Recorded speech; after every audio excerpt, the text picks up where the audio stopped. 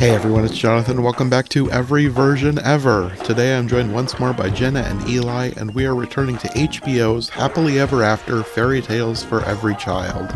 We discovered this show last year during my Washington Irving series when we covered the gender-swapped version of Rip Van Winkle. We didn't love that episode, but we liked the idea, and we all agreed we would be interested in seeing what else the show had to offer. So today's the day. In keeping with the theme of the series we've been doing so far, we will be covering this show's takes on Cinderella, Sleeping Beauty, and Snow White. The main gimmick of the show is that it puts some kind of a twist on a well-known story, so for Cinderella and Sleeping Beauty they set them in sort of a vaguely Hispanic country, and for Snow White they gave her a Native American setting. Like Rip Van Winkle, we had mixed feelings about most of these, but even though these weren't our favorites, we're still on board with the idea of this show, so we'll probably be back for more in the future. Well, let's start with Cinderella. I don't have much to say about this one, to be honest.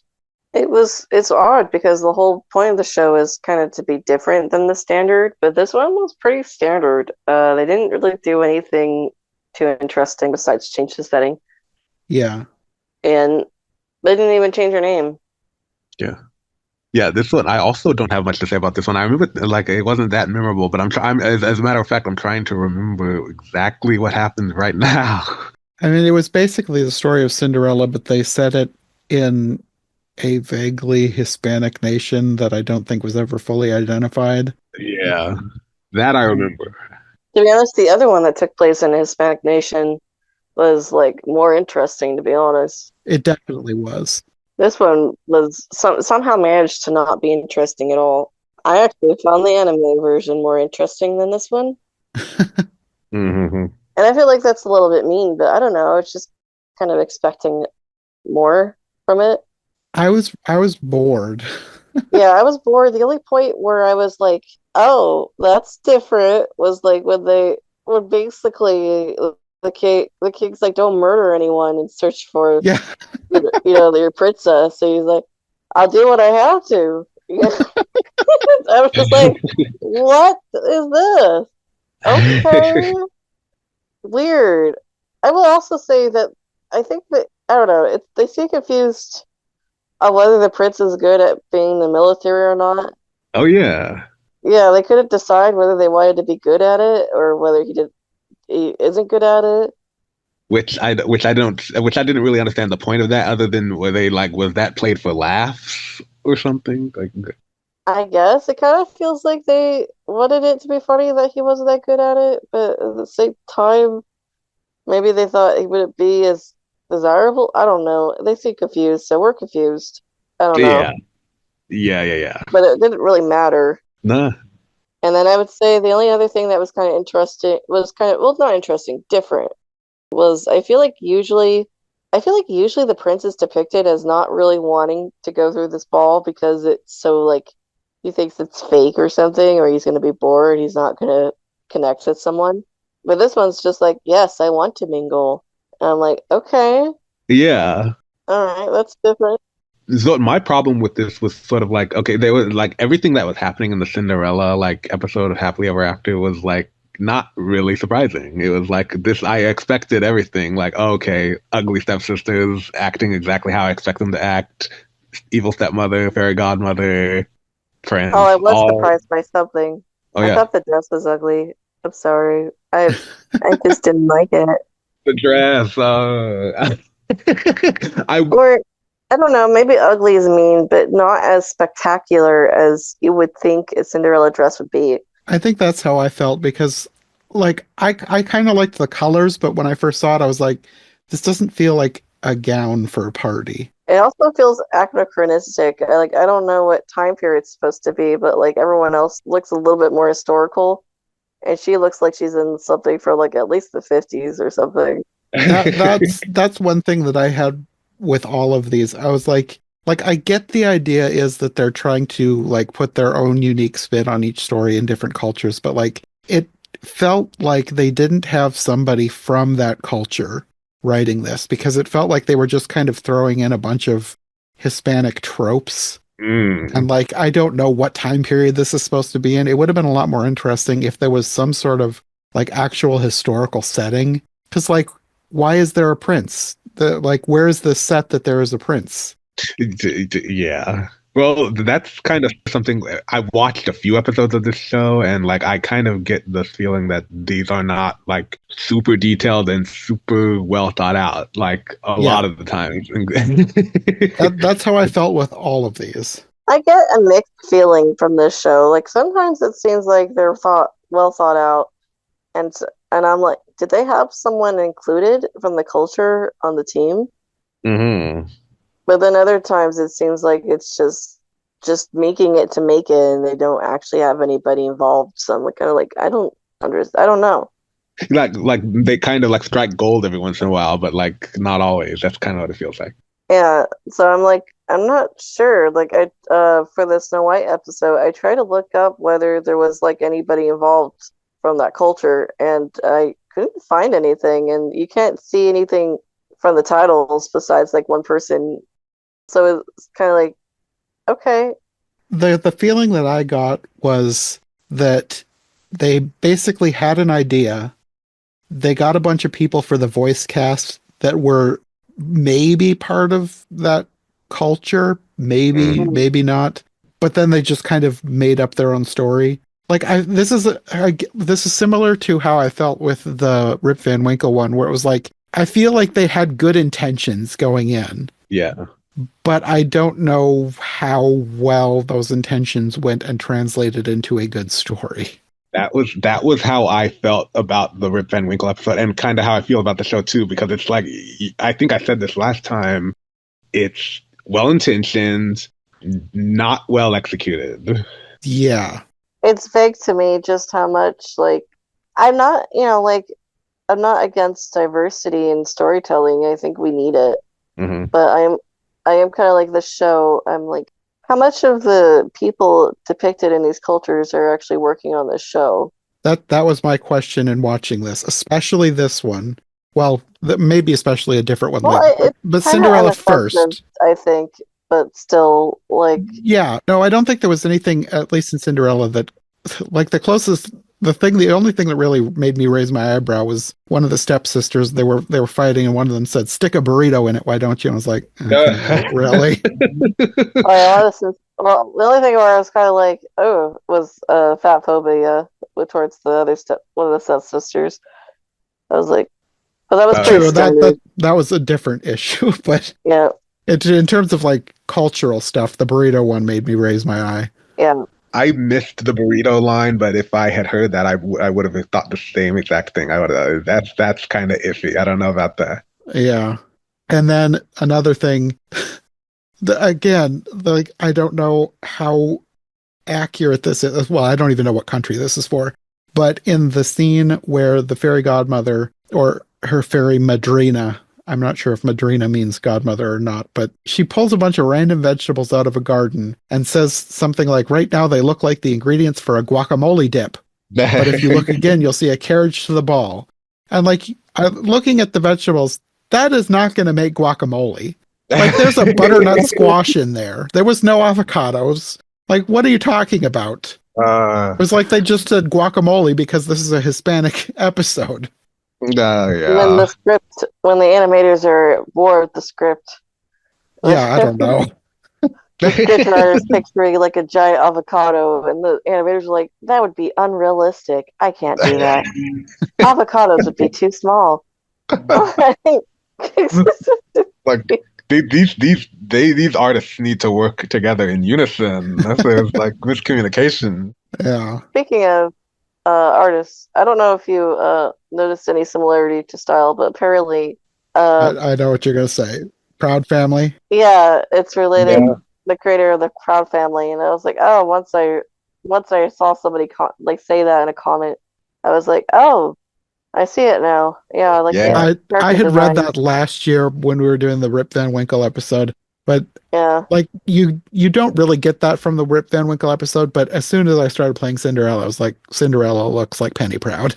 Yes. Yes. I heard about this a long time ago because I've like done research on all of like Disney's animators, and like yeah. I figured out Bruce W. Smith guy who was the supervising animator of Kerchak and Tarzan and Pacha and Emperor's New Groove. He was the creator of the Proud Family, and he directed the movie Baby's Kids, and he also directed a few episodes of this. And he not only did he direct a few episodes of Happily Ever After, he also designed the characters. So that's why you get kind of a Proud Family vibe from the characters in the show. Yeah. And I kept noticing different names in the voice cast. I would look them up and see that they also were voices in Proud Family. So I'm wondering if they got to know the people through this show and brought them back for Proud Family. Possibly. Possibly. Yeah. A lot of people in the show business do bring forth people they already know. Yes, that's true. That's true. Yeah. But yeah, so this one, to be honest, Proud Family, I was kind of like, I feel like Proud Family did a better job at diversity and. Well, yeah, it didn't feel as forced. Yeah, I will say Proud Family is not 100% always great with these subjects either. But I feel like they definitely had a better grasp on Hispanic representation than this episode did. Yeah. Yeah. But that was a different production company, so that might be why. It is a different production company, but they also they might have just like maybe they learned from their mistakes or something. Yeah. This one it's interesting to me because when I watching like the title sequence of the show Happily Ever After, and then it says fairy tale for every child, and like I see what they mean. They're like trying to say we want to make these European fairy tales appeal to children from different cultures as well. Yeah. But I was like, is it a Hispanic little girl really gonna look at this and feel like happily represented? I don't know. I have no idea what the impact of this show it was on the different cultures. I'm sure it had great episodes because I think it had better episodes than this. But like this one in particular, Cinderella should have been more spectacular in my opinion. Right. Because it's such a beloved fairy tale, and this one I think it just hit the mark. It missed the mark. And also the show came on HBO, and HBO in the 90s was not like really hugely mainstream, so it's kind of hard to like know exactly what the impact was in those days. That's the other thing. Well, it also reminds Cinderella specifically reminds me. I thought of it as I was watching. I was like, wait a minute, Looney Tunes already did this. Because like Eli and I talked about a Looney Tunes cartoon back when we did a bunch of Cinderella cartoons last year, Cinderella and the Glacerace. Yes. And I feel like they did a Hispanic Cinderella way better, and that was in 1964. You're right. That was way more better handled in the 60s. Yeah. Wow, that's impressive. And again, I'm not an expert, so I can't say, yeah, they definitely did it better. But like, it felt more authentic than this. That one. I'm also not an expert, so like I don't know, but when I watched that cartoon, that Looney Tunes cartoon, there was never any moment where it felt like they were like. I don't know. You get the sense when you're watching Happily Ever After that they're trying so hard to be liked, and they're trying so hard to be diverse. You didn't get that with the Looney Tunes cartoon. It was just like a nice artistic piece of like wacky comedy, and it seemed like they cared more about just being entertaining and funny. And so that's kind of why I liked the Looney Tunes one more. I don't even know if I could say. I don't know. I feel like the other episodes are better than this one. Yeah. That I've seen so far. Yeah, you're this right. One I don't know if I would say that they're trying so hard. I think part of my disappointment is that it doesn't feel like they're trying at all in this one. Yeah, kind of. Yeah, it's just like a standard Cinderella, but with like race change and setting change, but they don't do anything fun with it. Yeah. Yeah. No, the closest they came to something that felt fun was I was going to say the iguanas, which is also a slightly closer to the fairy tale too, because it's actual lizards. They're just giant lizards. It's weird because the iguanas felt like probably the most organic, best part.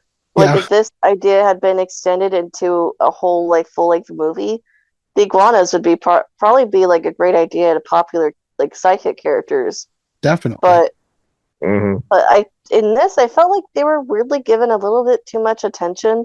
Like they have a whole song for no reason. I know. Yeah, that's true. I forgot about that. Yeah, that was kind of strange. Yeah, it was strange. I was like, why are you giving them a song? You barely have a runtime. You know, like I mean, 25 minutes is a pretty decent runtime, but like they do not use the runtime well, in my They opinion. they No. were trying to like fill out the runtime, is what it seems like. Yeah, it Mhm. just well, it just get confused. So it's like, let's give the iguanas a song, and it's like, well, how does this further your plot? If this was a better retelling that gave more meat for the rest of it, and you still had time left over and you wanted to give it to the iguanas, okay, fine. Yeah, But it's not. So yeah, it yeah. kind of, but it's weird. It's kind of like if this was a full-length movie idea, these would be perfect characters. They would be like the Gus Gus and Jack if you wanted to equivalent it to the Disney Cinderella. And I'd be totally fine with that, but it's not. It's not as good. Not for like a half-hour anthology series. You don't do Yeah. Yeah, I'll be upset on little girl's behalf. I'm just, I don't feel like Cinderella's very champion here. She's so quiet in her own story, and I know that's a very like standard criticism of Cinderella in general. But I feel like in other Cinderellas, it's more about Cinderella's like kindness despite being in adversity. It's more about more than just being a pretty face, but and being rewarded for still being good. And I feel like in this one, she's just, I don't know. I guess to me, it just feels like, oh, let's just hit the marks. She lets a mouse go. She smiles. She gets her it. dress. She goes, yada yada. Okay, done.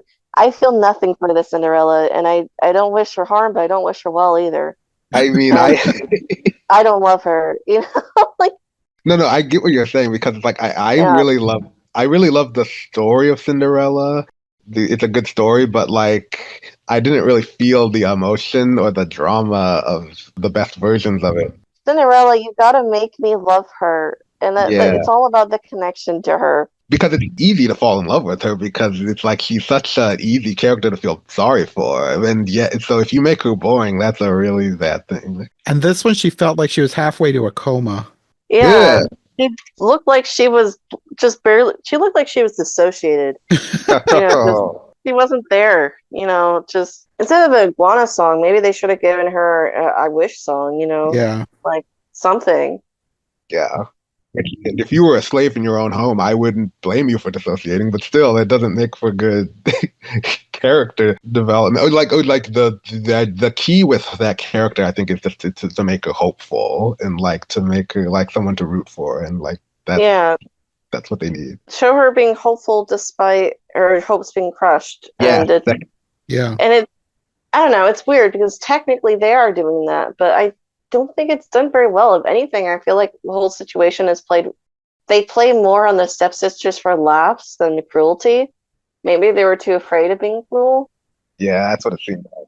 Happily ever after, I'm like, I don't know. I'm kind of annoyed at you guys because I feel like there's an idea here. Like you've given this idea to me, and it feels like dangling a little carrot on a stick. Just like, Yeah, what if we had a Cinderella from different culture? It's like, okay, I'm listening. And then you give me this, and it's just like, I'm bored. yeah, Pretty much. Yeah, that's kind of it. It's like the idea is there. It's a good idea. Just there was just not enough. I don't want to be like mean about it, but there wasn't enough talent to like make the idea like to lift it up. yeah. I don't know. It almost feels like they weren't interested in it, so why should I be? Yeah, Yeah. that's a very it's a good Yeah, way to describe it. maybe the problem is like I still think Cinderella done in a different culture is interesting. Maybe this one it just wasn't the right culture to spark their interest. I don't know, but it just feels like they were going through the marks. I think it would help if there was somebody actually from that culture to make it feel authentic. This didn't feel authentic. Yeah, This kind of felt like they just kind of made Cinderella but threw a bunch of Hispanic tropes at it. yes, Yeah, I don't know who was involved, like if anybody was Hispanic or considered themselves from Hispanic culture or whatever. But this one feels weirdly more disingenuous for some reason, while trying not to be offensive, but also like just not really trying. I don't know. it was trying not to be offensive in a '90s way, which is still kind of offensive. That's kind of what I was thinking. I was like, Yeah. Mm, they're trying so hard, but they're not getting there. Yeah. But it's like it's such a standard. They don't do anything with the story besides it being set in a Hispanic culture. Yeah. So Yeah. why is it so hard for them to make a connection with the audience? That's kind of the whole issue in general. It was like all idea. No, all idea, no execution. Yes. Yeah, I mean, to be fair to the show, I like the other episodes better, but this one just wasn't it. And I think that's all I'm beating the dead horse at this point. I'm just upset. Upset isn't a strong word, but still, I'm just like, how Yeah. dare you waste my time? Yeah, exactly. Get 23 minutes, I'll never get back. That's like, Yeah. I feel like for me, the most interesting thing about this was the cast. Like, you would never know that this actually has a huge all-star cast. yeah, a lot of episodes of the show do. Yeah. I think most of them do. I think that's part of the thing that they were going for with this show was making it a huge all-star thing. And I much like the concept, I feel like it's wasted Mm-hmm. because you have Raquel Welch as La Modestra, the stepmother, Mm-hmm. and her stepsisters. I recognize Sonia Bragg. The other one was Nellie Galan. I don't know who she is. The prince was Jimmy Smits, who I know best as Bail Organa from Star Wars. Oh yeah, yeah. That was the biggest surprise for me. And then you had Edward James Olmos as the king, Liz Torres as the fairy godmother, and then the Cinderella was played by Daphne Zuniga, who I did not know until I looked her up, and she was Princess Vespa in Spaceballs. Oh my god. Oh my god. But in this story, it was like I said, it sounded like she was halfway to a coma. She just was, well, Yeah. like you said, Jenna, it sounded like she's kind of dissociated. I probably did be disappointed if someone handed me this script, to be honest. Yeah, I don't blame her. Yeah. It might have been just a paycheck for her. Who knows? I kind of feel like that's probably a lot of these. I feel like a lot of them, because this is kind of a rinky-dink show. I think some of these celebrities are participating because they really do think it sounds like a neat project. I think so too. Yeah. But like seriously, this one is so bottom of my list so far of what I've seen. Like I consider the Rip Van Winkle one above this. Me too. Wow. And I didn't even really like that one much. Yeah. Well, I'm looking more fondly upon it now. Which I was. This is. Wasn't really that bad. I don't want to say like we've only seen 4 episodes so far, so I don't want to say I'm disappointed. But so far, this show is not what I thought it was going to be. I think I built it up way too much in my mind. I was I was excited for like. I think I had fun. Hell, I've come around to Rip Van Winkle now. I've been looking forward to like fairy tales from around the world, different cultures, to different takes on the same stories. And so far, the best I can say is it was fine. Well, let's talk about the other ones. I think Cinderella's a dead horse at this point, but we have a couple of more interesting ones. Well, let's move on to Sleeping Beauty. I think Sleeping Beauty is probably my favorite. I think I'm going to have more to say about Snow White, but Sleeping Beauty I think was my favorite. But was this also a Spanish culture? Yes, I wasn't really sure. Another Hispanic one, yeah. Yeah, another one, yeah. So this one, I have the strange compliment that it has really good pacing. Which, I don't think I've ever made this compliment before, but as I was watching it, I was like, huh, they're hitting all the beats at like the right exact moment. Mm-hmm. It's not lingering too long. It's not getting old. Or they're not like fast forwarding either. I was like, this is like the perfect pacing. Wow. I do think that pacing is kind of like an underlooked and kind of underrated thing about movies and shows because I think sometimes it can make or break a show. So you're right. You're right to compliment that. I think this might be like some of the best pacing I've ever seen, and I know that's a really weird compliment, but I don't know. It just really struck me how perfect everything is. Yeah. So here's bringing up. They bring in a jester character for no reason. And I was like, oh no, this is going to be annoying. That's what I thought. I was like, uh-oh. Yeah, I was like, oh no, this is going to be awful. And I'm not going to say the gesture was great because I didn't think the gesture was great. Yeah. But I was shocked at how they knew to move away before he got annoying. And I was like, wow. Yeah. Okay. I think I basically felt the same because when the jester first came in, I hated him. And I was like, oh no, I'm going to hate this episode. But I didn't end up hating the episode. And it probably was my favorite of the three. So, as annoying as Jester seemed at the beginning, they ended up using him enough that it didn't get too old. I'm not going to say it was perfect, but Honestly, like, because that's how I noticed the pacing. Because I was like, oh, they're gonna linger on this Gesture character for comic relief. It's going to be so annoying. But they always knew when to pull back and be like, that's enough. yeah. Moving on. That was the key thing with the Chester character was that like I know what they were doing with him. He was like comic relief. That he was like he was supposed to be the funny one, but the thing that they do a lot with comic relief that I think they should stop doing as much is focus so much on him, because a lot of times when people like have comic relief, they focus too much on them because they're like, let's have laughs, and like, and they forget to focus on the like the other aspects, like the drama and the villain and stuff like that. And so that can be a trap that they can fall into, but they avoided it. I would say Cinderella fell into that trap. Like, it focused too much on the evil stepsisters and the iguanas. Yeah. Yeah, this one, they knew to pull back before it got annoying, and I was very impressed. Mm-hmm. The gesture added nothing. Yeah. I will say that. He added one line that I liked. What was the line? So this is mostly a standard story. You have there's the fairies. There's in this version there are 8 fairies, 7 good, 1 evil. It's more based off the ballet, I believe. Okay. Well, they've decided not to invite the evil fairy because the jester tells them that the 8th one was a real pill and she locked herself in a faraway tower years ago and she's probably dead by now. But then later at the party, she shows up and the queen says, Evelina, she's not dead. And the jester says, she's almost there though. I liked that. That was fun. I thought that was Yeah, that was. To be honest, I don't find it funny, but it's probably the funniest of his lines. I'll give it that. I definitely found it funny. I cracked up right away. Well, it was like kind of dark humor, and the dark humor is kind of unexpected in a show like this. Like, yeah. Plus, it was the character that up until that point I'd found really annoying. So then he comes out with a line that I actually like. That somehow made it funnier to me. Like me and Olaf. Oh, it's like, is Olaf an annoying character to you? Yes. Yeah. But like, he does have some funny lines, and I'm like, darn you. Yeah. I think I feel the same way. Yes. like Olaf, he can get on my nerves. Like, he's my least favorite part of the whole movie. But like his delivery on that, oh look, I've been impaled bit. I love that so much. The thing with like Olaf and a lot of sidekick characters is it can be really easy to make them annoying, and it's sometimes some people aren't able to avoid that. It's just they don't have the writing skills.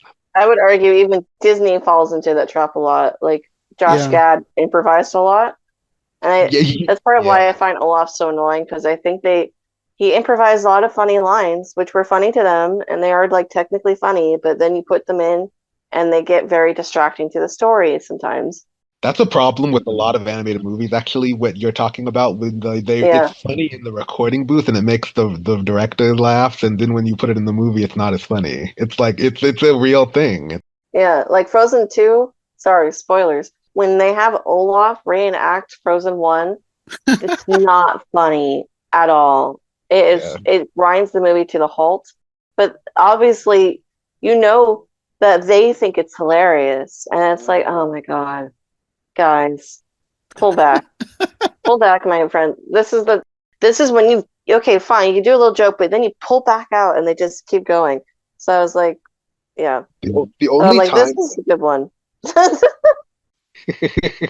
The only time when a comedian improvising like worked, I think, was Aladdin, because in Aladdin, when Robin Williams was doing it, they knew when to they let him go and they were laughing at him, but they knew what to add to the movie and what not to put in the movie. It seemed like they held back. Yeah, actually, it's kind of genius. So I think part of why Genie works in Aladdin, and like when you watch the outtakes of like the stuff they didn't use, Robin Williams technically came up with like funnier things than what were in the movie. Yeah. But I think the animators knew it would be too funny. So they picked things that were funny, but like still added to the story.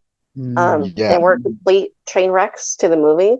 And it's very hard for people to do that. I think John Musker and Ron Clements were really good directors for that reason. Yeah, I think they were able to be like, oh, yes, that was hilarious, but it's gonna grind the movie to a halt if we do that, or it's gonna Yeah. ruin the atmosphere or like the what we want too much, Yeah. or it's gonna ruin the pacing, yada yada. Yeah. And I feel like that's also to the credit of the people who did this cartoon short. They knew when to pull back on the gesture and not make him get annoying. Mhm. Exactly. Like, even though he wasn't funny at all, to be honest, but like he was never on screen at all to like get on my nerves too much. So I was like impressed, and it made me realize just how well paced the whole thing was. Yeah. Right. And also, like everybody, all the characters had like great character presence as well. Like I remember them all. I might not remember their names, but I remember them all. The king, Yeah. the queen, the princess, the eighth one, the seventh one, even. I don't remember their names, but like I remember them all and their presence in the story. And I feel like that's also like a really big compliment because I think sometimes in movies, like you walk away, or not just a movie, just anything, any media, you walk away and someone will mention a character and you'll be like, oh yeah, that character was in the movie, but like I don't really remember the presence of that character, what it had in this overall story. Oh. But I feel like they did a really good job with that. And I guess like okay, weird compliments to the infrastructure of how they told the story. There you go. Done with that. That's not nothing though. Yeah, it's not nothing. But I think that's the biggest things I really have to say.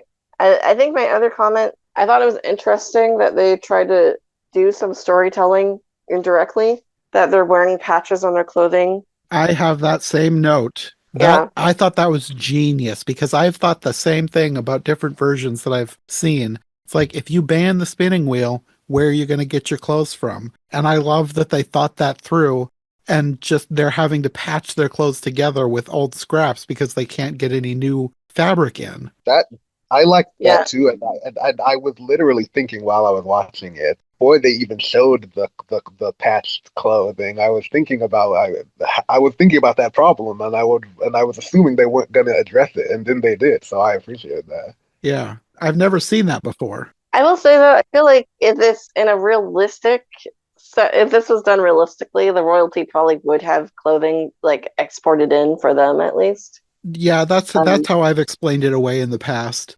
But I yeah, like that they didn't do that in this version.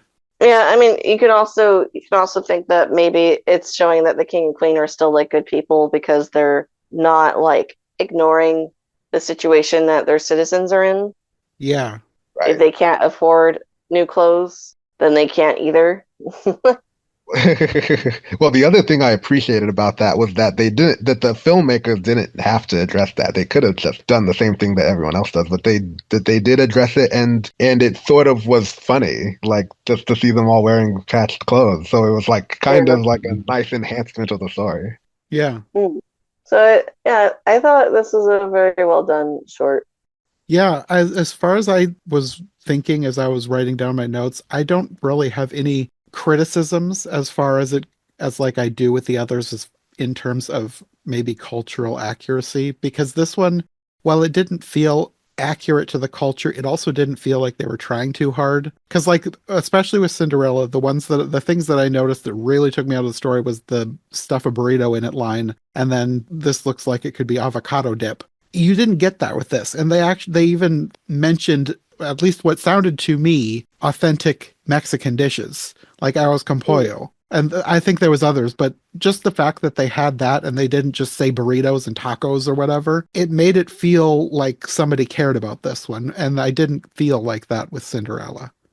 Another thing that I kind of liked more about this than the Cinderella one was that I sort of got more into the drama of the Sleeping Beauty story because, like, okay, Definitely. yeah, the fact that they were like literally their daughter was like unconscious and she wasn't going to be awake again for another 100 years, and you could sort of tell they lingered on the emotion of that, and you sort of were rooting for them to like reunite because that is a sad thing when you're like your daughter is like basically dead for 100 years, and it's like Oh yeah, and the king and queen make the conscious choice to go to sleep because I feel like usually in Sleeping Beauty retellings, they just put the whole kingdom to sleep without Yeah. touching base with anyone. I appreciated that too, the fact that they all agreed to like go to sleep for 100 years with her.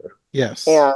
like I said, everyone had really great character presence in the story. Like they allow the characters to be present.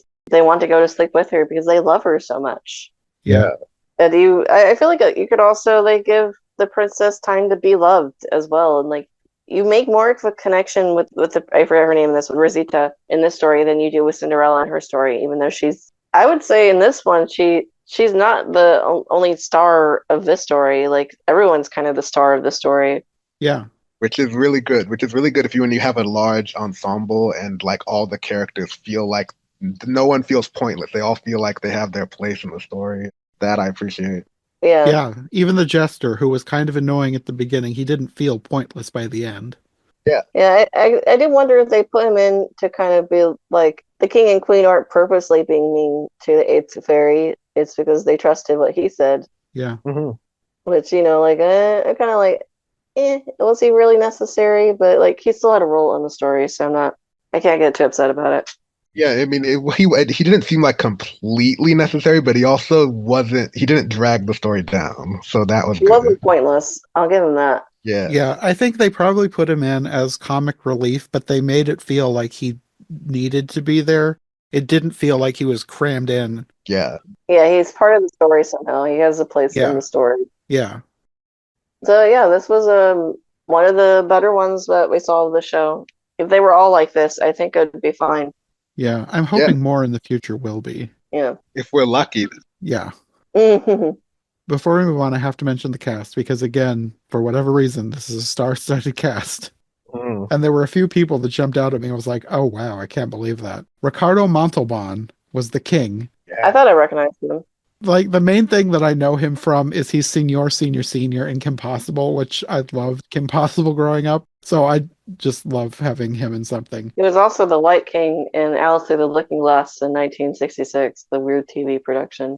Oh, yeah. The thing I know most about him was that he was the guy he played Khan in Star Trek. But I don't know if you guys ever watched. No, I haven't. I haven't seen the ones that he's in. I watched Star Trek Voyager growing up. Ah, okay, yeah. He was like Khan in like the original Star Trek series and in the Star Trek II: The Wrath of Khan. Yeah.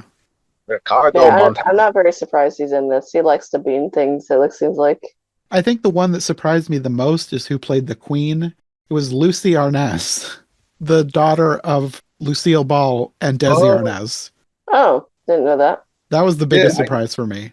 I saw the name Lucy Arnaz, and I was like, I didn't make the connection. I was like, is that just Lucille Ball and Desi Arnaz's child? I didn't even make that connection, but it did sound familiar though. Yep, that's why. Yeah, those are the main ones that really stood out to me. I just felt like I had to mention them before we moved on. Absolutely. Yeah. Well, let's move on to Snow White. This is the one that I have the most questions about because, like, for as much as I felt like Cinderella was just the story of Cinderella with some Hispanic tropes thrown at it, this one definitely felt more creative.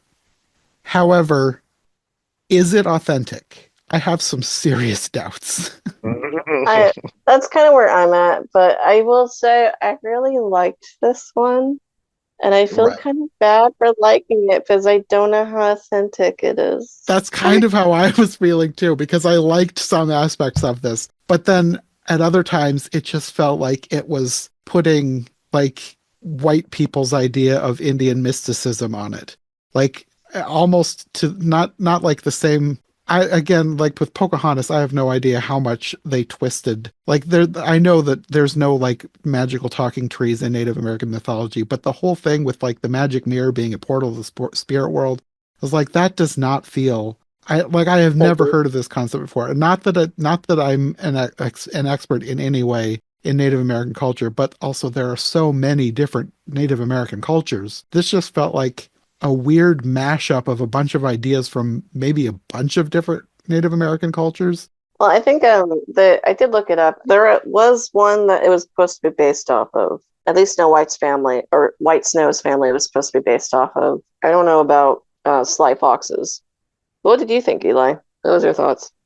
You know, I'm not an expert in Native American culture, but my approach to stories that sort of take from Native American culture or other cultures that I don't know anything about. My approach to watching those things is usually just to focus on what I do know, which is this well written? Are the characters good? Is this a good story? And so, like, that's all I can really contribute to that conversation. Like, and That's fair. based on that, I kind of thought this wasn't bad. It wasn't bad. I'll elaborate more on it, but Yeah, I don't think it probably wasn't the best story compared. I think Sleeping Beauty was probably the best storytelling out of all these, technically, like with the infrastructure and everything of the story.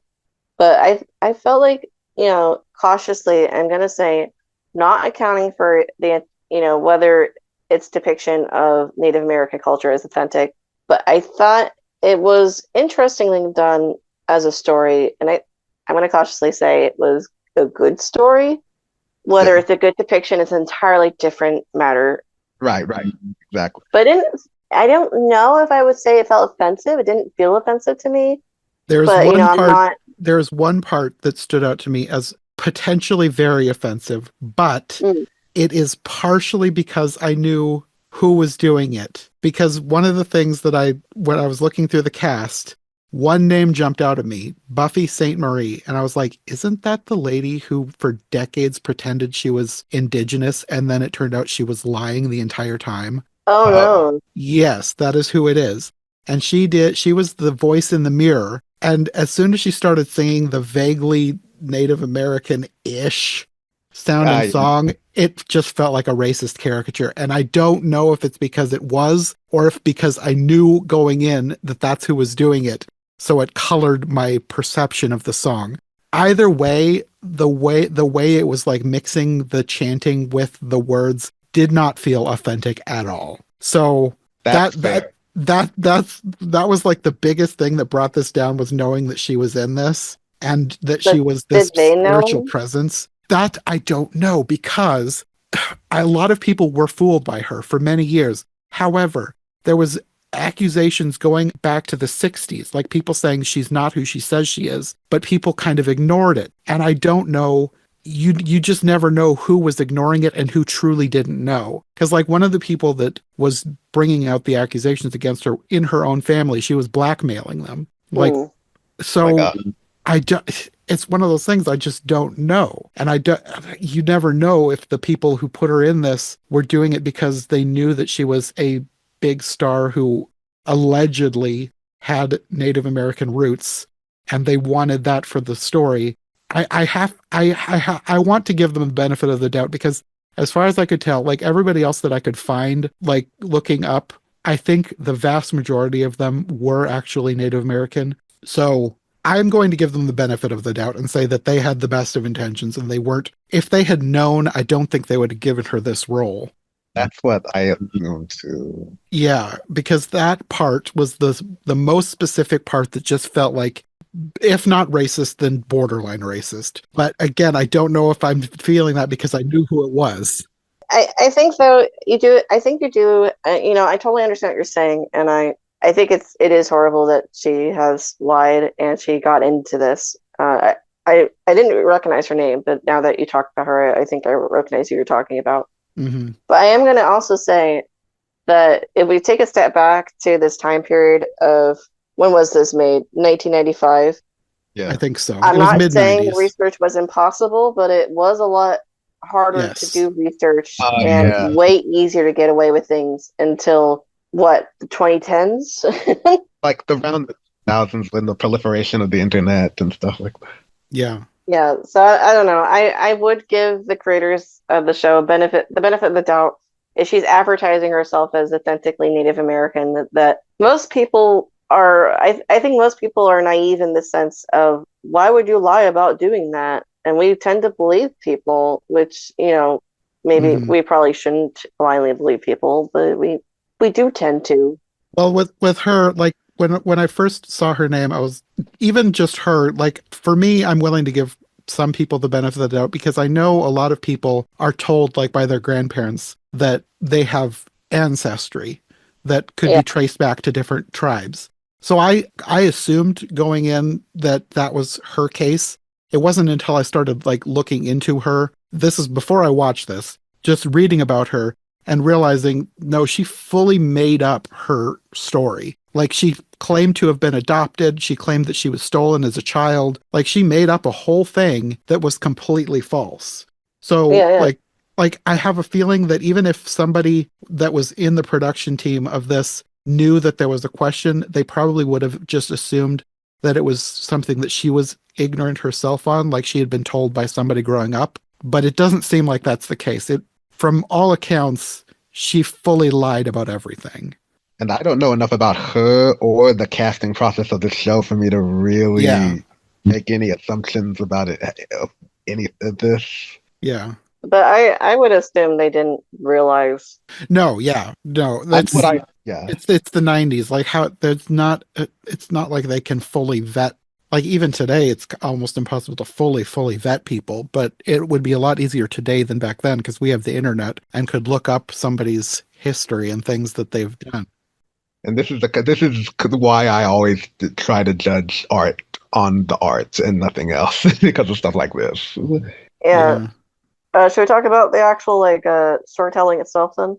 Yeah, the story is interesting. It is definitely a twist on the story. It's way different than Cinderella, where it was just like Cinderella, but throw some Hispanic tropes at it. This felt different, and I liked that it felt different. Mhm. I like that the dad's still there.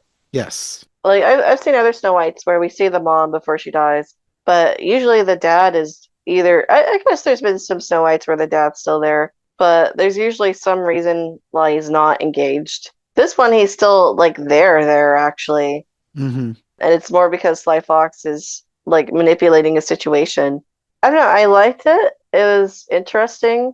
I also thought it was who's the old lady? I forget. Sage Who Flower, is she? her nursemaid. Her nursemaid. For some reason, she's still here, but that's fine. I thought she was really interesting, especially, and I was kind of like, why is she here? But then it makes sense at the end. I thought that was really interesting of a twist that it's a disguise to look like someone she knows and Yeah. an elderly woman. I really, I kind of liked how cartoonishly evil Sly Fox was. Yeah. They really went over the top with the evil. I like that they gave her a time period of asking the mirror every day for 11 years. Every full moon. Yeah, Everyone, like, geez, do you have anything else to do in your life? she like had to listen to that chant like every night, and she didn't get bored of it. Yeah, But I also liked the kind of like there was a little bit of a comedic angle with her relationship with the mirror because like I liked how she threatened to like throw a rock at it. Like if she didn't tell her she was gorgeous. Yeah. Like the vanity is like also amped up to cartoony levels. Yeah. When the mirror wasn't chanting, I liked the character of the Yeah. spirit. yeah. I also, I did kind of like the song "You're the One," but I felt conflicted because I was like, I don't know, like if this is a good song, like authentic wise and respectful wise. I kind of like it. I liked the music, but it was the vocals and the words that felt like they were just kind of making up something that sounded vaguely Native American. That was kind of the vibe I got from it too, but I'm so used to like watching politically incorrect cartoons just because I'm an historian, so like this kind of stuff doesn't doesn't usually affect me whenever I see stuff like this.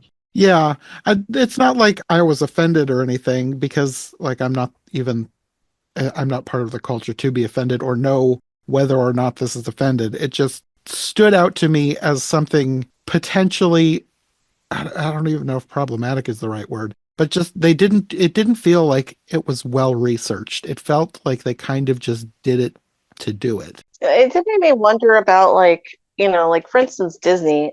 They did a lot of stories in the 90s that were not white cultures, including a Native American one, Pocahontas. Hmm. And made me think like, you know what, I kind of grew up Pocahontas, but I never thought about whether the soundtrack was offensive or not. And now I had the moment of, I guess, like I never had a problem with it because I thought maybe it was respectful. I mean, this one like made me like think, what's the difference between good music and respectful music? I don't know. A good point. Like if you compare the Yeah, Pocahontas soundtrack to the soundtrack in this, you sort of see, yeah, you can like the nothing in Pocahontas really made me think, song-wise at least, nothing really ever made me think, is this the kind something that Native Americans would even like? Whereas in this show, in this episode, you sort of get that, and that's I guess there's a line, but I don't really know what the line is. me neither. It's kind of Yeah, and vague, I but don't know where this. It's like kind of dancing on the line. I don't know. yeah. Because I'm kind of like, it's fun, but is it good fun? I don't know. I don't know. I might have to listen to it more, I guess, but I don't know. Like, when Jonathan was talking about that song, he was like he never said out you never outright said this is offensive. You just got the No, vibe that it it's might be. yes. Yeah. Well, I mean, songwriters, I don't know who they are. I didn't look them up, but I did. This was the episode where I was like, I'm gonna look at the. I don't usually look at the credits, to be honest. But I was like, I'm gonna look at the credits this time and like see what the names are. And there was only one name where I was like, oh yeah, it's definitely Native American. Though I know a lot of Native American people don't necessarily have quote unquote Native American names. The songwriters just had like really white sounding names, so I was like, okay, like doesn't That help doesn't bode me. well for it then. Yeah. I hate how unsurprising that is. I actually stopped like in the middle of the song to look up whether because I was like if Native Americans like if this was a thing where they involved like Native Americans as a team, there'd probably be an article about it. And I didn't see any article about it. So I was like, oh, like I don't know. Yeah. But yeah, so that was where I was like, okay, I just kind of have to like be mindful. That's all. That's the only way I can describe it. And Yeah. I think I could only just come away with this song with saying it's not horrendously bad and it like super offensive. It's just interesting, and I guess I'll just leave it there. Yeah. Even before I thought of these songs with the possible offensive angle, I didn't really they weren't really that memorable songs for me at least. I don't even remember the other song to be honest. No, the only one that really sticks in my head is the mirror song. To be honest, okay, you know what? I'm gonna say it. It is technically, if you removed the aspect of it potentially being offensive, it is technically a good song. It's memorable. Yeah. Yeah, when I say good, I just mean in the sense of it serves a purpose in the story and it's memorable. I'm not saying it's good as in it's like one of the best songs ever, like Right. or an accurate representation of Native American culture. It stands out compared to other songs on this show. I think out of all these episodes, it's the song I remembered the most. Oh, Okay. definitely. Yeah. Yeah. So, just being clear, when I say good, I don't mean good and, don't cancel me, please. Yeah, I see what you mean. Yeah. But yeah, I don't have anything else to say about it. Well, I liked that they didn't go straight for the apple at the end. They started with one of the other like I need to read I have several books now that I've collected of different fairy tales. I have not read Snow White yet, but I know from reading different things in the past that there are multiple things that different versions of the story start with before the queen gets to the apple. Yeah, there's usually three things. Yeah. And I like that they started with a belt instead of going straight for the apple in this one. I thought it was interesting too because Native Americans are known for like beaded artwork, Hmm. beaded accessories like belts. So I thought it was kind of a nice tie-in with like an accessory Native Americans actually make and use. I did notice that. I think I feel pretty safe saying that.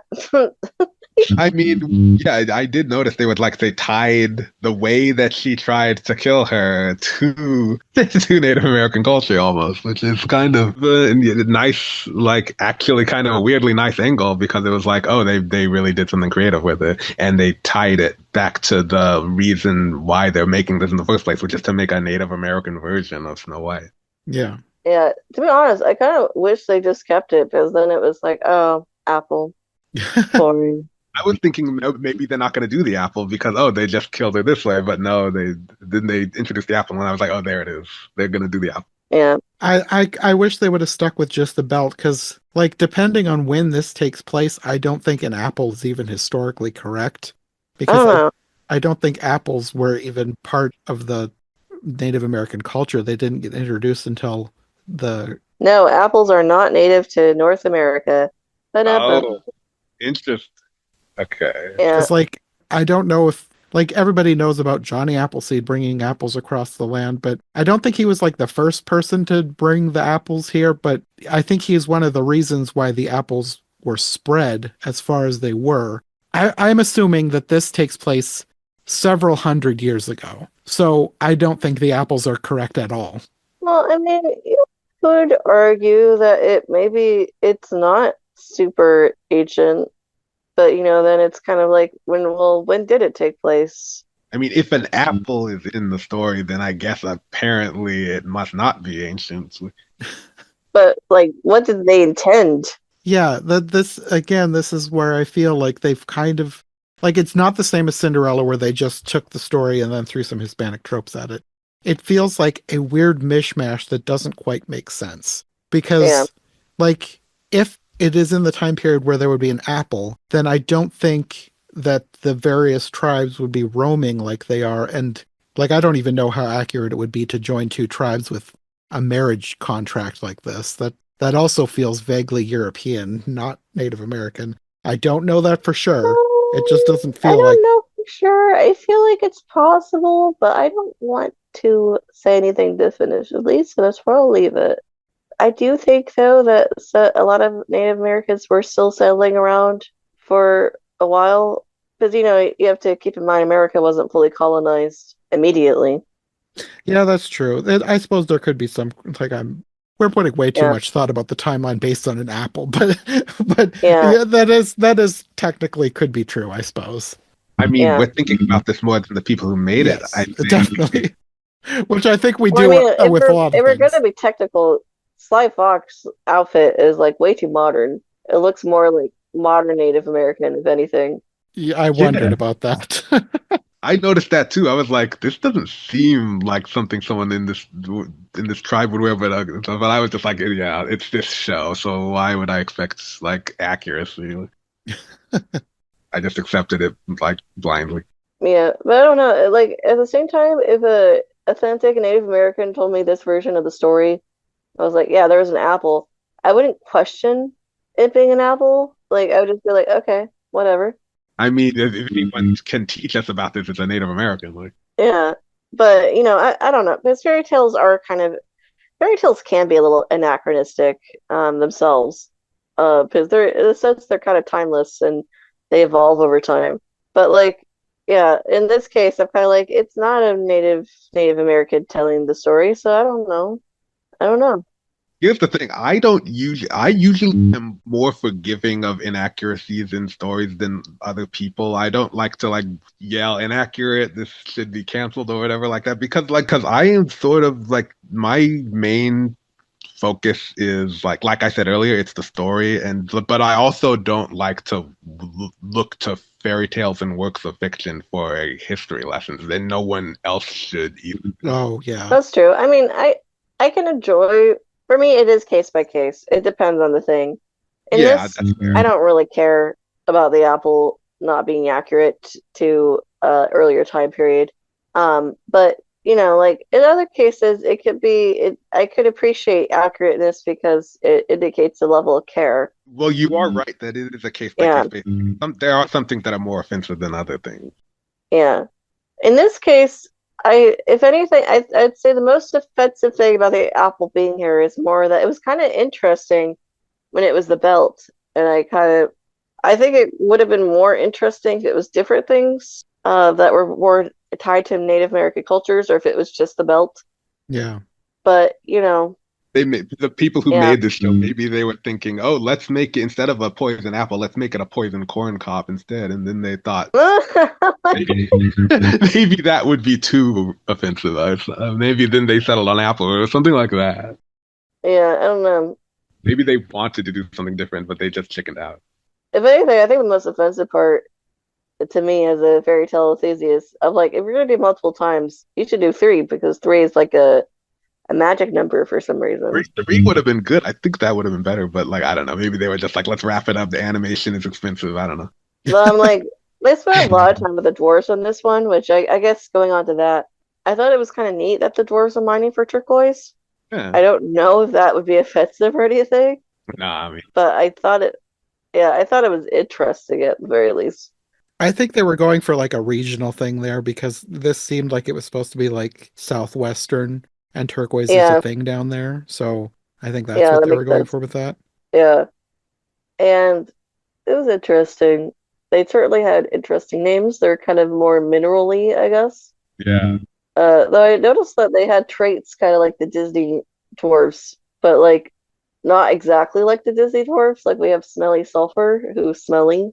There was sort of like a theme with each of them, like with Disney, but like the character, like maybe this is just because it was short and there wasn't enough time for character development, but it seemed like their personalities were a little less clearly defined. They put a lot of thought into the characters of the dwarfs in this. Wow. Yeah, in fact, I would say that you probably could have cut a little bit of dwarf content for like another thing to possibly kill Snow White for three, but I also kind of get it at the same time because Yeah. who cares if someone tries to kill her three times? It gets a little old. Well, I get it. Well, Yeah, actually, I also do appreciate how they introduced each dwarf with like she got to meet each of them one by one, so that was good. yeah. There's certainly you can't deny that they cared about the dwarves for some reason. I don't really get why, but I can appreciate that I can appreciate the attention to detail, I suppose, in trying to give them their own names, personalities. I think Yeah. they just wanted. They might have just been trying to compete with Disney, or they were like trying to think, well, if Disney did this, we can't just cheap out on like making them each have their own personalities because that's like the precedent has been set. So we have to like give each of them a characterization. Like maybe that's what they were thinking. I kind of like the names like Rough Coffer. Trying to think, Hard Jade. I don't remember all the names, but I remember they were. I remember liking them. Yeah. Yeah, I think I have the list here because I have the list of the actors. Bright Silver, Fool's Gold, Smelly Sulfur, Hard Jade, Rough Copper, Sharp Flint, Heavy Metal. heavy metal. And I'm not sure if this is one or not, but Flying Eagle. So, I like Fool's Gold. That's a good name, Fool's Gold. yeah. Yeah. So they were interesting interpretations of the dwarf characters. They got creative with them. Yeah. I will say, oh yeah, one thing I did think was really weird was I didn't understand. So Snow White's sleeping on one of the sleeping mats, and then they come home. Oh yeah, this actually had something to do with a commonality with the animated one, where she doesn't do anything. She just comes home and sleeps. And they find her and they decide to let her sleep. But the one who's sleeping cot pad she's on sleeps outside, and I was like, why do you have to sleep outside? Yeah. You just sleep inside? You're sleeping on the ground outside. What's the difference? I noticed that. I was thinking he was like, no one wants to share a bed with him, so he has to go outside. And like, I was thinking, well, you don't have to go outside. Why are you? Yeah, you can just sleep on the floor inside. What's the difference? I assumed it was because he was the smelly one, but then I also was wondering why she chose the smelly mat to sleep on. Yeah, that's a good question too. Why did she choose the smelly one? Or why did she? Or I'm like, so normally he could sleep in there because what? The pad like minimizes the smell? I don't understand. I don't understand. I I, I bet. I think they missed the mark there somehow. Like I don't know, some miscommunication with the audience. Like what happened there? I don't get it. Yeah, no, I was confused by that. Yeah, The other main thing that again, just questioning the historical cultural accuracy at the end when the quote unquote prince shows up, the young warrior from a faraway land. He says he's on his vision quest oh and that yeah. his guardian spirit told him he would marry a maiden dressed in snow white. And I don't know why, but that just felt like something that somebody would make up about a Native American culture. I don't know. It felt like a stereotype, but I don't know if it actually is or not. I feel like I've heard, quotation finger marks here. I've heard of Vision Quest, but I don't know if there anything about like what we would think of. or they, or any merit like this. I mean, probably most likely not like this, being told that you're supposed to marry a specific person. I mean, I guess you could say it's interesting because that's what leads the prince there, but I'm not a fan of this compared to like the prince meeting Snow White previously and falling in love. Yeah. But I do get that they have a runtime to adhere to. Hmm.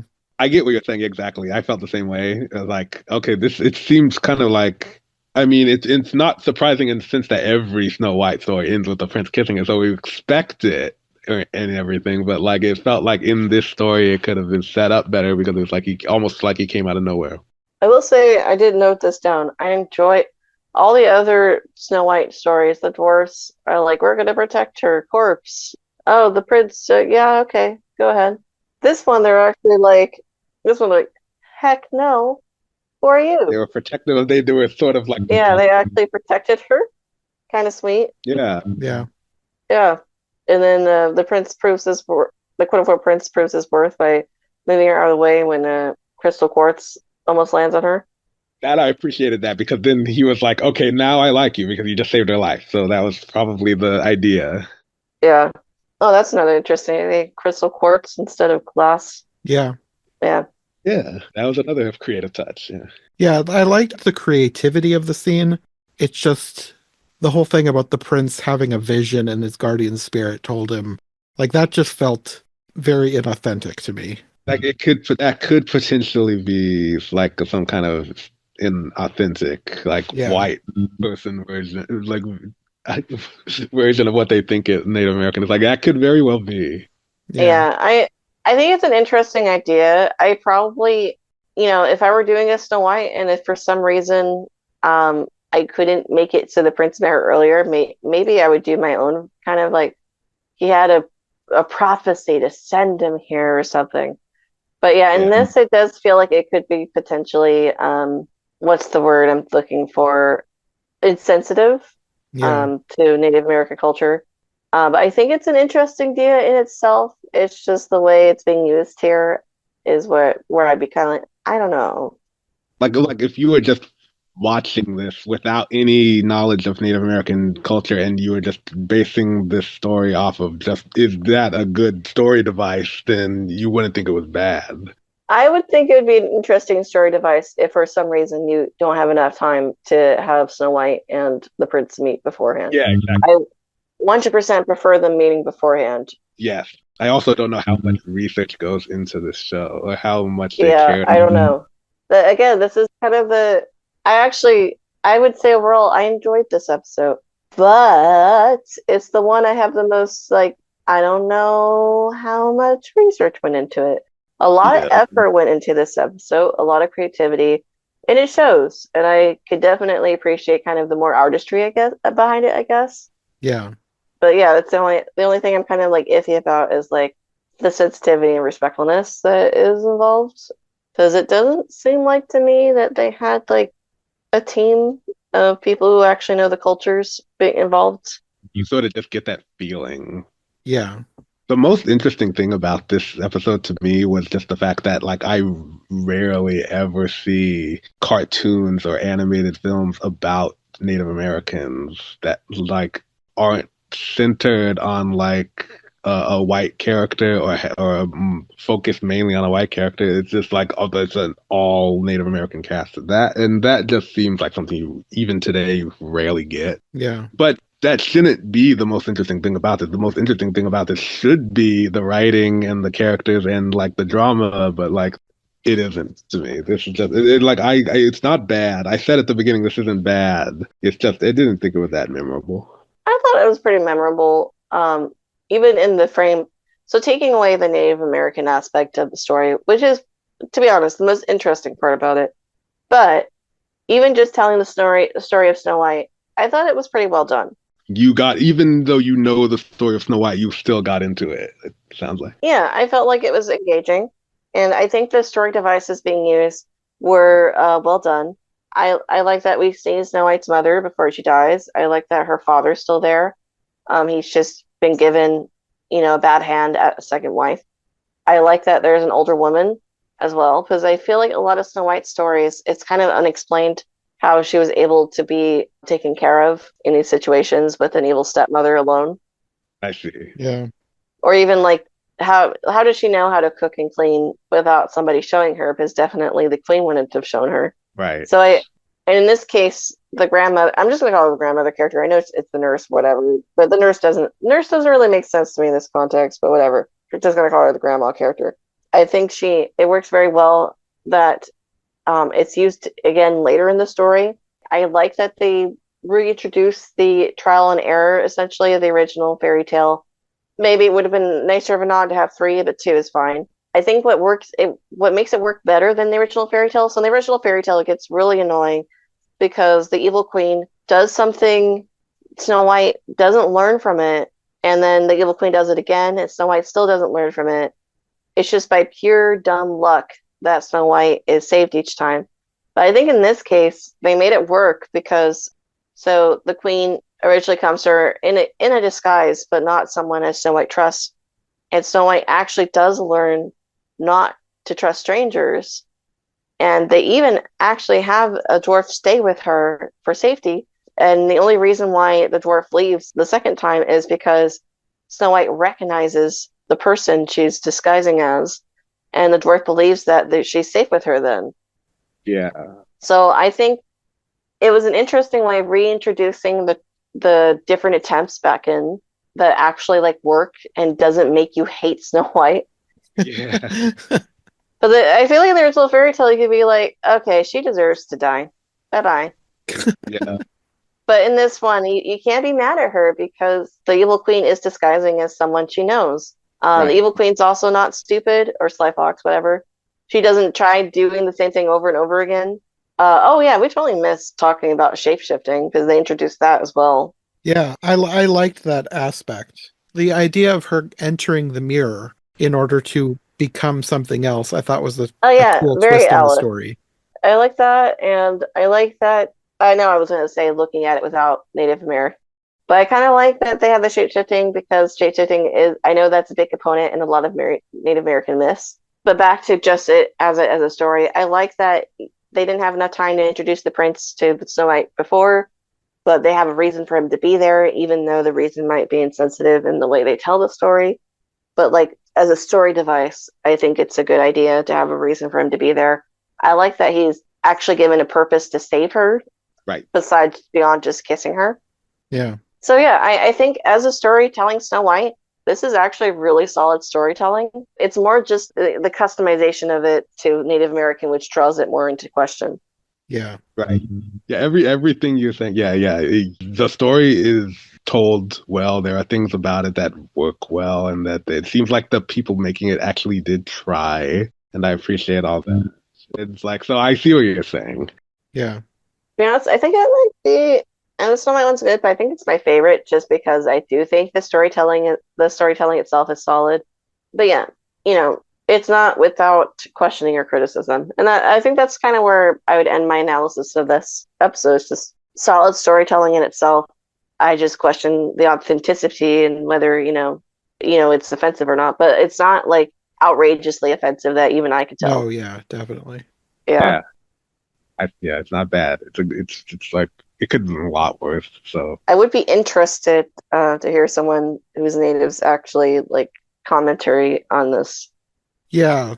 I wish I knew somebody I could ask because I am very curious how much of this is authentic. Because like I'm not the person to ask. So just because I feel like something feels like they're just fully making it up doesn't necessarily mean that is true. Like there could be some of this could be more authentic than I realize. And like I said, I think a lot of it was probably colored by my knowing who was in the cast. And I think that made me feel some type of way going into this because I learned that before I watched it. So I think I automatically am looking at it far more critically than I would have. So I don't know how much is accurate and is not. I think I probably am giving it a lot less grace than I would otherwise because I knew who was in it. Yeah, I mean, I understand why you probably looked at it so harshly with the foresight of who was in it. But, I feel like it is important to try to be understanding of the context it was made in, and they probably Yeah. just didn't know. I'm sure they didn't. Yeah, or if some people knew, probably not everybody working knew. Hmm. And does that mean their own efforts are wasted? Maybe the person who casted her knew there was something iffy, but everyone else assumed, oh, yeah, you casted someone who is authentically Native American, so it's fine. I don't know. It's always a question. Yeah, there's always a gray area. Well, the other thing with this show, and like multiple episodes of this show, it seems like you can tell that the people making this are trying to do the right thing, and they're trying to like appeal to like diverse audiences, and they're trying to do a good job. You can sort of tell. Honestly, sometimes I think they're doing better than Disney tried to do it in some ways, like modern day Disney. You can argue Yeah. that, but yeah, that's kind of why I want to give them the benefit of the doubt because you could sort of tell that they're trying. But, I will preface that I'm white. So, like full disclosure, I'm white. But I do think there's effort in it. But I can acknowledge critically that I don't really have a horse in that race. But I kind of like that they're doing something different and they took a risk. I wish that the risk was probably a bit more, or at least I wish that I knew that the risk was taken with more knowledge, but I don't know. I couldn't find anything about how they made this episode. The fact that it's so hard to tell is probably a problem in itself. Yeah. Yeah. I think part of my questioning as to its authenticity comes from the fact that this show is very obscure. I think if it were definitely better done and definitely had people working on it that made a great show that was critically acclaimed and lasted into nowadays, like everybody knew this show, everybody loved this show, everybody recommends this show. But the fact that it has faded into obscurity makes me wonder if it has to do with the fact that it is not accurate enough that people clung to it as a great thing that needs to be remembered. I would argue though that it was pretty obscure coming out though. Yeah, that is true because it was released on HBO, which is a channel that not everybody had, and Yeah, I it's didn't not have it. widely available now. Yeah. So Right. that also does make a difference. Yeah. But Jonathan is kind of making a good point though, because it's like we usually shows that no matter how obscure they are, if they're good, they usually find an audience. Yeah. Like, and they have a cult following. And like this one does not have one. I think the only reason I know about this is because I like to look at Wikipedia and go down Wikipedia rabbit holes. And I just randomly found this one when I was looking up versions of something. And I thought it just sounded so interesting because, like, the premise of this is interesting. Like, it's taking a lot of famous fairy tales and then putting some kind of a twist on them, like setting them in different culture or gender swapping the leads. I think that's a really interesting idea for a show. And I think if it had been done better, I think it probably would have had more staying power. Mm. I think I don't know. I guess I'm coming at this more as an archivist kind of, or someone who tries to find media. I feel like I don't know. I always feel like it's a little unfair to say that something is probably not good, and that's why it's obscure. Oh yeah. Because especially this one, it was on a channel not a lot of people had, and it's not very easily accessible now by the copyright holders. Looking at it, I don't think it had that big of a budget. No. Now, I'm not going to say it's a great show. I can appreciate what they do, but I feel like I just don't know if I agree with that argument though, because I've definitely found a lot of great content that was hard to find and was obscure, and it just needs to like a lift in the modern day and age to be like, hey, this is pretty good, and for other people to be like, yeah, it is pretty good, I get and what I get. yeah, I I get don't what know. you're saying, and then you do have a good point. I guess I just have a feeling that if this show, I don't know, if it was better, it's not a great show. If it was better, I just feel like it would be more popular. Like that, maybe I'm wrong about that, but that's just what I would think. But I don't know. I'm not saying it deserves to be super popular either, but I think it's a pretty good stepping stone into more better diversity nowadays. I think it was like kind of weirdly ahead of its time as well. That said, the 90s did have some attempts at diversity, which everyone yeah, seems to forget nowadays. yeah, you're But I right feel, about that. yeah, like for instance, I remember growing up with Rogers and Hammerstein's Cinderella with Brandy. And Yeah. it's funny, like looking at like I recently looked up YouTube videos of that, looking at the comments, people like, well, I always wonder about the races of everyone, and I was like, am I the only kid who didn't care? I didn't even like that was one of my favorite versions of Cinderella growing up. I don't think I even Yeah, gave it a thought. The fact that a white father and a black mother had an Asian child, that didn't even cross my mind until I became an adult. I didn't care. I don't know what it was about me. I was just like, I like it. Interesting thing about that movie is that I watched it as a kid. I didn't remember much about it, but I did recently rewatch it because it's on Disney Plus. Yeah. And even when I rewatched it like now as an adult, I was able to see stuff like this is a very multiracial family. I didn't really I wasn't really bothered by it or questioned it because it's because I was just so focused on the movie on how good it was. It's actually a really good movie. Yeah. It is a really good movie. And everyone who's casted in it is just good at what they're doing. So I think at the most I gave it a thought as a kid was maybe he's adopted. I don't care. Yeah. Well, that's what I Is he a assumed. good love interest? That's what I care about. But and that was a pretty they all the same people who did Cinderella also did an Annie that I grew up with as well. That was also like tried to be a little bit diverse. It's still a lot of white people. But anyway, I guess the point I'm making, the 90s did try to be diverse. For some reason, we're forgetting and acting like it's a brand new thing. Yeah, you're so It's always a progress as well. It's always like steps forward.